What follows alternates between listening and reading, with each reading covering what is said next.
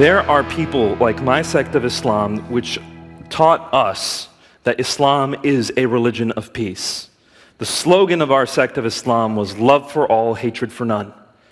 So we were taught to love everyone, and that Islam truly was a religion of peace. So when I told people Islam is a religion of peace, when I saw 9/11 happen and those buildings getting knocked down, my response was, how could this happen in the name of my faith? Literally, who hijacked my faith and those planes to make Islam look violent?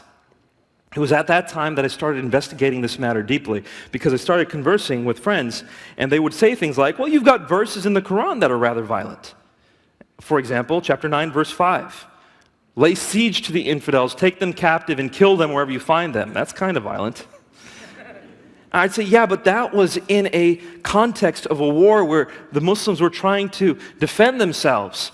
And so that wasn't a violent verse, that was a verse about defense, and that was the context.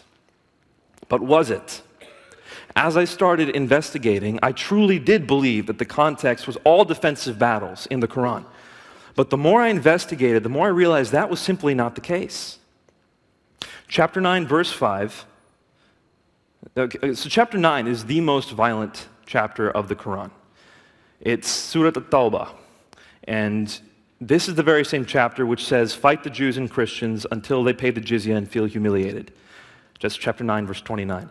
This is the same chapter in chapter 9, verse 111, and I think this is one of the scariest verses of the Quran. Chapter 9, verse 111 says, the reason Allah has bought your person and your property is this, so you may slay in battle and be slain. In other words, you're a Muslim, so you can kill and die in battle. And so I had to contextualize that. Somehow I had to say, this cannot be what Muslims are told to do. But as I studied the history of early Islam, I found out that actually, chapter 9 of the Quran is the last major chapter to have been revealed.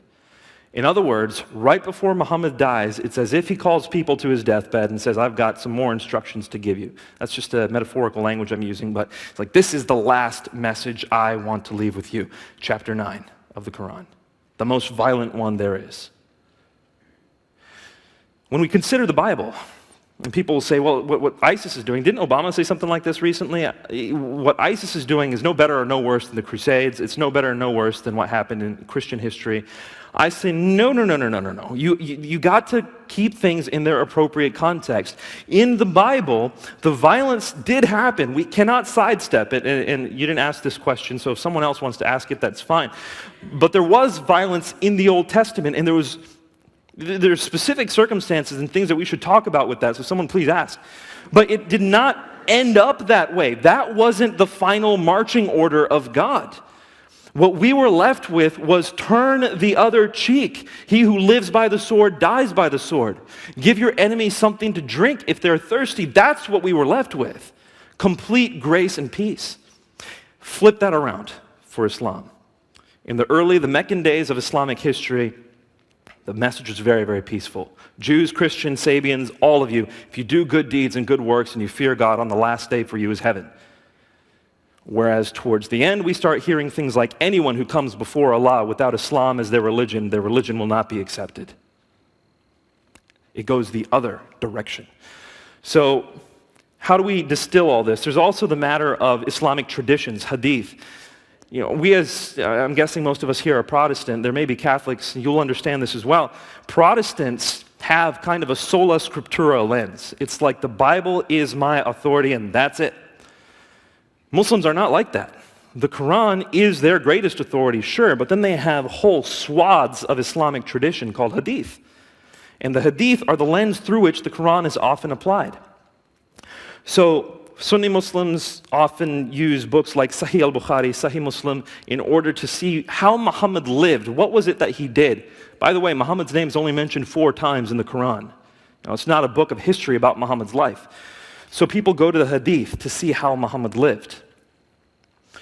And because there are so many hadith, people can point to the peaceful ones and say, that's how Islam should be. And you've got people like ISIS pointing to the violent ones, saying, that's how Islam should be. Who is right? Who is right? And can you make Islam whatever you want to make it? My concluding statement here is that peaceful Muslims who say Islam is a religion of peace are not lying to you. They honestly believe it. I did. But they haven't investigated the original sources, or at least they have done so in a way that wasn't faithful to the timeline of events. Early Islam was, in fact, rather violent. Islam, even under Muhammad's time, did have offensive wars against Jews and Christians. And that rendering of Islamic history is what leads people to diligently or faithfully live a violent Islam. I hesitate to say this, but I think it's true. If I still believed in Islam, and if I wanted to be faithful to Muhammad, I would have a hard time not going to Syria right now to fight for ISIS. It seems like they're doing what Islam commands.